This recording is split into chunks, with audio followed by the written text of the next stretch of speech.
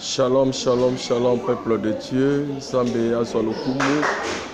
Nzambe ya bombi biso abateli biso pe akomisi biso susu moko na lelo.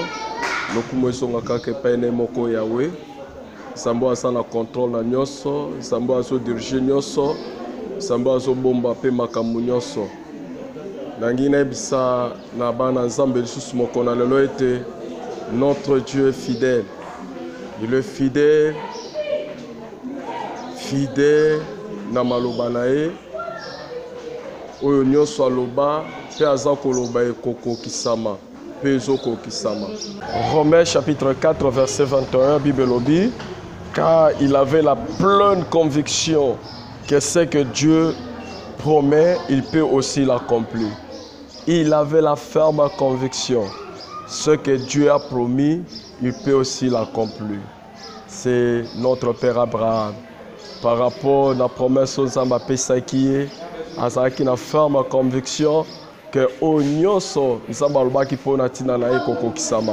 Oyebi ye oyo apesaki elaka oyo apesaki promesse azalaki na makoki ya kokokisa yango. Tobosana te oyo mpe Nzambe azolaka biso lelo mpe oyo azolaka biso lobi nyonso ekokokisama. Po ete natali na kati na Biblia namoni esika moko te namoni place mon côté et oyo Nzambe apesa promesse pa moto pe azanga kokokisa yango te. Nzambe aza mwana moto te po akosa. Nzambe aza na makoki nyonso kokokisa ezali maloba na ye. Yango na mokolo lelo nalingi susu na solola na bino oyo kolo Yesu Kristo ayabaki na koloba pona tina na biso. Quelques promesses que le Seigneur Jésus-Christ nous a laissées.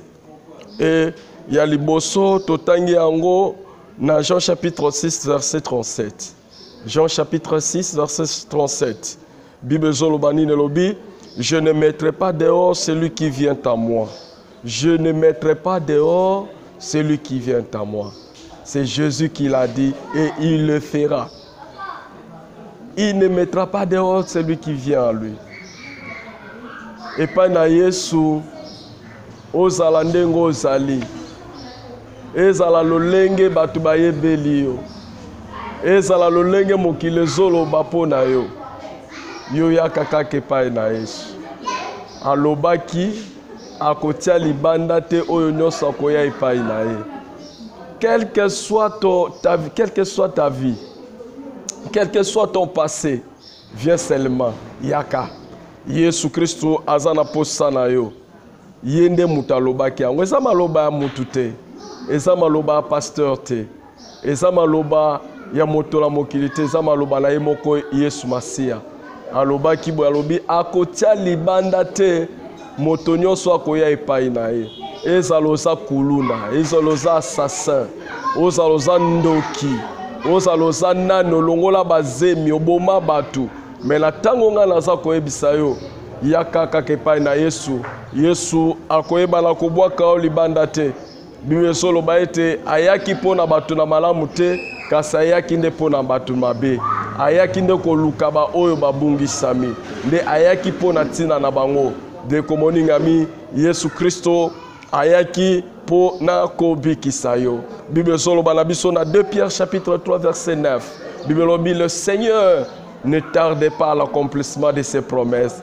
Un jour, le Seigneur va accomplir cette promesse. Bible lobi, son désir est que tout le monde vienne à la repentance.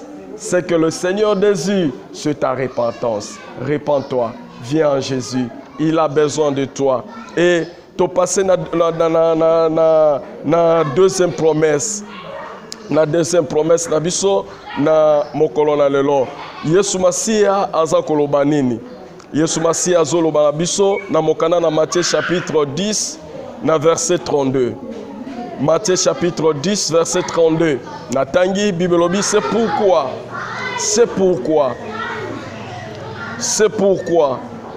quiconque déclarera publiquement m'appartenir, je le déclarerai moi aussi devant mon Père qui est dans le ciel qu'il m'appartient. Nabandeli Bible lobi Matthieu chapitre 10 verset 32. C'est pourquoi quiconque déclarera publiquement m'appartenir, je déclarerai moi aussi devant mon Père qui est dans le cieux qu'il m'appartient. Kolo Yesu alobi boye. Oyo nyonso akoyeba na kotatola ye na miso ya bato, liboso ya bato, yepe akotatola ye liboso ya papa na ye. Ete azali ya ye. O ndeko moningami, soni nini mpona koloba mpona Yesu? Nakoyoka soni te mpona koloba mpona ntina na Yesu. Yango na te yake ata na bawenze, yango na te yake ata na babisi, yango na te yake partout. Nazala soni te kote ya Yesu Masia. Pamba te oyo asala mpona nga na ekulusu, oyo asala mpona nga na ngomba ya Golgota, ata baboti na nga, ata ba oyo babi balingaka nga, moko takoki konyokwama mpe komona pasi ya boye mpona ntina na nga na ngomba ya Golgota. Oyo Yesu asala mpona ngai, oyo Yesu andimaki kobika mpona ntina na ngai. Yesu oyo mpona nini te naloba mpona ntina na ye? Nakoboya te kotatola Yesu Masia. Ya lobi balobi oyo nyonso akotatola ye liboso ya bato, ye pe akotatola ye liboso ya papa na ye. Oh bien-aimé dans le Seigneur, pourquoi tu as honte de témoigner Christ? Pourquoi tu as peur de parler de Jésus aux autres? Oh bien-aimé dans le Seigneur, tote ya Yesu Masia, toloba pona Yesu, toganga pona Yesu, kola lobi oyo nyonso akotatola ye epai na bato, ye pe akotatola ye liboso na papa na ye. Oh bien-aimé dans le Seigneur, un jour le Seigneur nous témoignera devant son Père. Oh quelle grâce, bien-aimé dans le Seigneur. Pour ça motema na ngai ezali ete mokolo wana kokata lelo. Oh que le Seigneur me témoigne devant son Père. Qu'elle dira de moi devant son Père? Alléluia. Oh bien-aimé dans le Seigneur, eza mokolo na esengo, eza mokolo na esengo. Sosola ete, sosola ete mwana na mokonzi a témoigné liboso ya papa na yo aza mokonzi. Bien-aimé dans le Seigneur, za kesengo. Engai Yesu Masia akotatola nga liboso ya papa na ye. Papa na nkolo Yesu Masia aza okwa bakonzi mokilo te. Yende mokonzi ya bakonzi. Mokonzi ya milimo nyonso. Likolo pe sekelama na ye. Nani oyo akokani na ye? Nzambe wana yende bakotémoigner nga liboso na ye. Bien-aimé dans le Seigneur, yo polingi un jour que le Seigneur te témoigne devant son Père. Oh bien-aimé, lève-toi. Parle de loba pona tina na ye, loba pona kombo na ye, tatola e bisika nyonso. Comment un chrétien omibengi mo Kristo moyoka kasoni pona koloba pona tina na Yesu? Ndeko moningami wana nazotiana no tembe. Est-ce que réellement okutana na Yesu? Poete moto akutana na Yesu ya solo akoyoka soni te pona kote ya Yesu ezala partout. Et promesse ya misato okolo Yesu Masia azoloba na biso totangi na mokanda na promesse ya misato toza komona yango na Matthieu chapitre 9 verset 19. Matthieu chapitre 9 verset 19. Bible zolobelobi, suivez-moi et je ferai de vous des pécheurs d'hommes. Jésus Christ alobi, suivez-moi, je vous ferai pécheurs d'hommes. Il n'y a aucun chrétien qui ne peut pas amener quelqu'un en Jésus-Christ. Azate, tout chrétien est capable d'amener quelqu'un en lui. Comment tu te dis chrétien, mais tu es incapable? Il y a comme mon Christ, motomoko et pas na Yesu Masia. Yesu Christ alobi, ce qui a benga biso, et ça peut être asala na biso, ba gagneur d'âme. Des gagneurs d'âme, c'est une promesse. Azo yebisa Pierre abi, suivez-moi, et son frère abi bolandanga. Botika musala na bo sala bolandanga. Ngana okomisa bino ba pécheur d'homme. Alors okomisa bino ba gagneur d'âme. Bino boza ba sali nanga. Tu te dis chrétien, mais que fais-tu pour le Seigneur? Que fais-tu pour le Seigneur?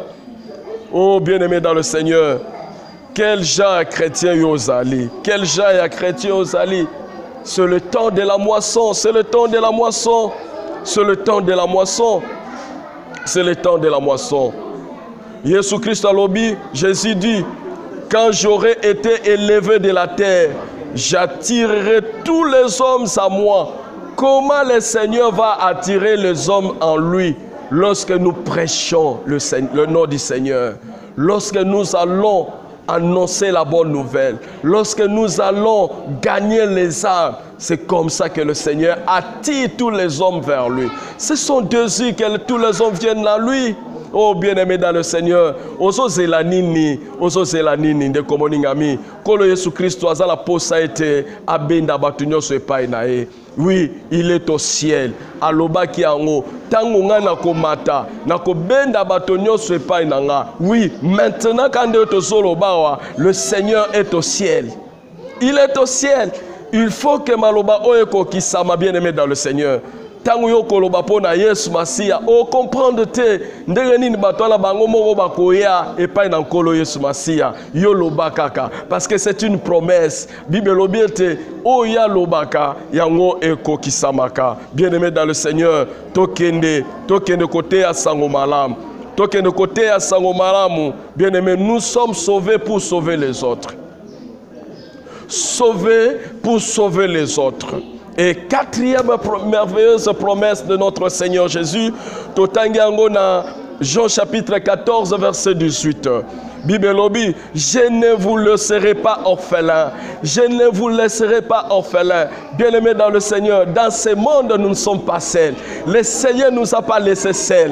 Oh, gloire à Jésus. Parce qu'au moment que je vous parle, le Seigneur est ici. Le Seigneur est avec moi. Bien-aimés dans le Seigneur, Ayebisa qui m'a disciple à l'obi, je serai avec vous jusqu'à la fin du monde. Le Seigneur a tikabiso orphelinté. Lorsque nous sortons pour aller propager la bonne nouvelle, il est avec nous. Il est toujours à côté de nous.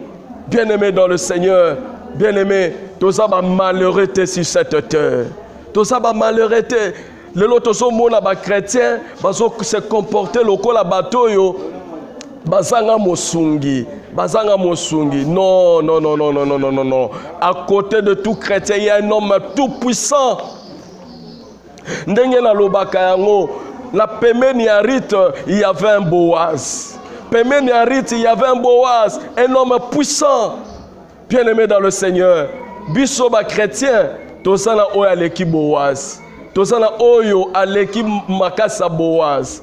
Bien-aimé dans le Seigneur, c'est le Seigneur Jésus-Christ. Atambola kanabiso mikolonyoso. Azala kanabiso mikolonyoso. Il nous a promis sa présence.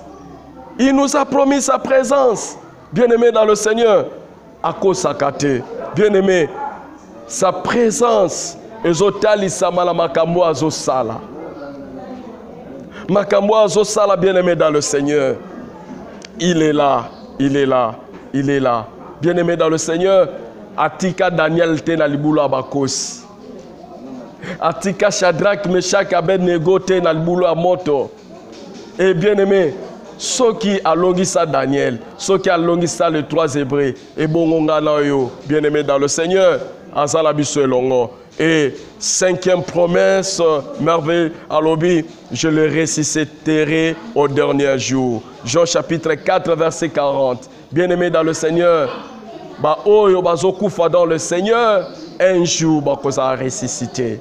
Bien-aimé dans le Seigneur, bien-aimé dans le Seigneur, nazo sepe la kokani sa ete peme na biso tozala mobiki simoko ya makasi.